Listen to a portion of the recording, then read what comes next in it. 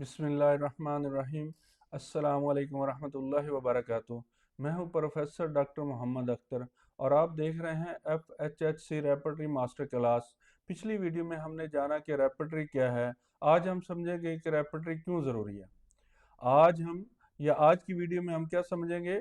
आज की वीडियो में हम समझेंगे कि रेपर्टरी क्यों ज़रूरी है, रेपर्टरी की क्यों अहमियत है, रेपर्टरी समझना क्यों इम्पोर्टेंट है, रेपर्टरी की होम्योपैथी के अंदर क्या वैल्यू है, इसकी क्या जो है लेवल है इसका, और इसकी कितनी इम्पोर्टेंस है, क्यों है, किस वजह से है, वो तमाम चीज़ों को हम देखेंगे।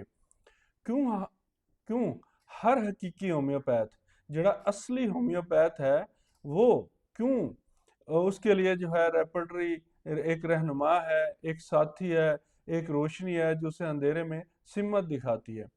क्यों हर हकीकी होम्योपैथ के लिए रेपर्टरी एक रहनुमा, एक साथी और एक रोशनी है जो उसे अंधेरे में सिमत दिखाती है। अब देखेंगे रेपर्टरी की ज़रूरत क्यों है पेश आई, रेपर्टरी की ज़रूरत किस वजह से आई, रेपर्टरी की जो ज़रूरत है रोज़मर्रा ज़िंदगी के अंदर क्यों आई, किस वजह से आई, किस बुनियाद पे आई, उसको भी हम ज़रा डिस्कस करते हैं। जब होम्योपैथ के इब्तदाई दौर में मरीज़ बढ़ने लगे, यानी जैसे जैसे होम्योपैथ आई और वो जो है राइज हुई और उसकी अहमियत बढ़ने लगी, उसकी इम्पोर्टेंस बढ़ने लगी, वैल्यू बढ़ने लगी, वैसे वैसे मरीज भी बढ़ने लगे, मरीजों की तादाद भी बढ़ने लगी, मरीजों का रुझान भी होम्योपैथी की तरफ आने लगा और अलामत जो है वो बेशुमार हो गई। यानी जैसे जैसे मरीज बढ़ते गए और उसके ऊपर तहकीक बढ़ती गई, अद्वियात के ऊपर जो प्रूविंग है वो बढ़ती गई, तो उसके साथ साथ क्या हुआ, अलामात भी बढ़ती गई, बेशुमार हो गई, इंतहा होगी अलामात की। जैसे कि आप मटीरिया मेडिका को उठा के देखें, उसके अंदर से देखते हैं तो एक एक दवा की हज़ारों हज़ारों अलामात निकल आती हैं। तो एक ही दवा तक पहुंचने के लिए किताबों के हज़ारों सफ़ात पलटने पड़ते थे। तो क्या होता था, एक दवा तक पहुंचने के लिए किताब के जो हज़ारों सफ़ात पलटने पड़ते थे, इतनी सारी दुआओं को पढ़ना पड़ता था, जो इंतहाई मुश्किल था, बहुत ही मुश्किल काम था।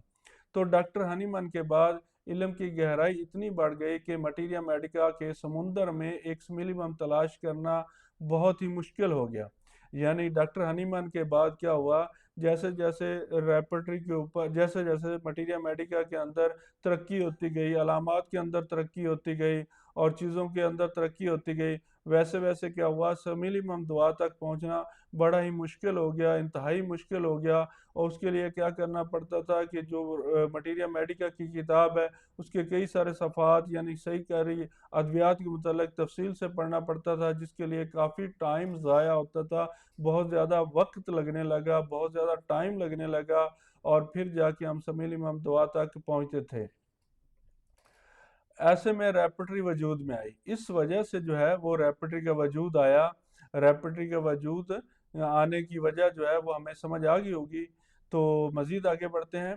एक ऐसा अमली नक्शा जो हमें समुंदर के बीच से दुरुस्त मोती तक ले जाता है। ये एक जो रेपर्टरी है ये एक ऐसा अमली नक्शा है जो हमें समुंदर के बीच से दुरुस्त मोती तक ले जाता है। यानी समुंदर के अंदर बेशुमार मोती पड़े हैं, लेकिन जो एग्जैक्ट और सही मोती है वहां तक जो हमें ले जाता है। अब रेपर्टरी का कमाल, रेपर्टरी सिर्फ अलामात नहीं दिखाती, ये हमें समझने का जाविया देती है। एक आम होम्योपैथ मरीज को दर्द कहता है, एक आम होम्योपैथ है जिसने रेपर्टरी को नहीं देखा होता, वो क्या कहता है, मरीज को एक दर्द समझता है। मिसाल के तौर पे मरीज ने आके कहा कि मेरी टांग में दर्द है, अब वो टांग में दर्द ही समझेगा, उसको आगे पीछे का कुछ इल्म नहीं होगा। लेकिन अगर उसने रेपर्टरी को समझा होगा, रेपर्टरी को पढ़ा होगा, रेपर्टरी को देखा होगा, उसके मफहूम को समझा होगा, रूब्रिक की एक्सप्लेनेशन को समझा होगा, तो फिर वो क्या होगा, जो या आप समझ लें कि जो रेपर्टरिस्ट है, रेपर्टरी का माहिर है, वो क्या कहता है इस हवाले से। मगर एक माहिर रेपर्टरिस्ट कहता है ये दर्द किस वक्त बढ़ता है, ये जो आपको दर्द होता है पिंडली के अंदर, ये कब किस वक्त क्यों बढ़ता है और इसको सुकून किस हालत में आता है, किस तरह सुकून आता है, आप रात में आता है, दिन में आता है, सुबह में आता है, शाम में सुकून आता है, या तकलीफ चलने से बढ़ती है या सुकून करने से बढ़ती है, या किस हालत में होता है, या आप दर्द कैसा महसूस करते हैं। जलनदार दर्द है, चुभन वाला दर्द है, सुइयां लगने जैसा दर्द है, कैसा दर्द महसूस करते हैं। और यही फ़र्क अलामत को शनाख्त बना देता है। ये जो फ़र्क है ये अलामत की एक शनाख्त बना देता है, और उसकी एक अलग जो है वो इनफरादियत हो जाती है तमाम अलामत से। रेपर्टरी हमें कहाँ तक ले जाती है? रेपर्टरी हमें 3 मंजिलों तक पहुँचाती है। नंबर 1 अलामत से रूबरक तक, जो मरीज़ ने बोला उसको एक रूबरक तक ले जाती है। रूबरक से फिर रेमेडी यानी दवा तक ले जाती है, और रेमेडी से फिर वो स्मिलिमम दवा तक ले जाती है। ये 3 मंजिलें दरअसल शिफा का रास्ता है। जब हम सही रूबरक चुनते हैं तो वो खुद हमारे सामने खुल कर आ जाती है। अगर हम सही रूबरक का सिलेक्ट कर लेते हैं तो फिर दवा भी सही खुलकर हमारे सामने आ जाती है। अब 3400-3500 इस दौर के अंदर जो रेमेडी चल रही हैं रोज रूटीन में, रोज़मर्रा में, तो 3400-3500 रेमेडीज़ को पढ़ना कितना मुश्किल है। जब आप एक मखसूस अंदाज से रूबरक बनाएंगे, देखेंगे मरीज़ का, तो उसमें चंद एक रेमेडी रह जाएंगी। उसको आप जब मटीरियल मेडिका से कंफर्म करेंगे तो कितना आसान काम हो गया, कितना इजी काम हो गया, कितने कम वक्त में अच्छा काम हो गया। रैपिडरी के बगैर क्या होता है? अब रैपिडरी के बगैर क्या होता है? रैपिडरी के बगैर इलाज अंधाधुंध तखमीने पर होता है, यानी तुक्के पर होता है, तुक्काबाजी पर होता है। और जहाँ इल्म में तरतीब ना हो, जहाँ इल्म के अंदर कोई तरतीब ना हो, वहाँ यकीन पैदा नहीं होता। रैपिडरी यकीन पैदा करती है। अब रैपिडरी कैसे यकीन पैदा करती है?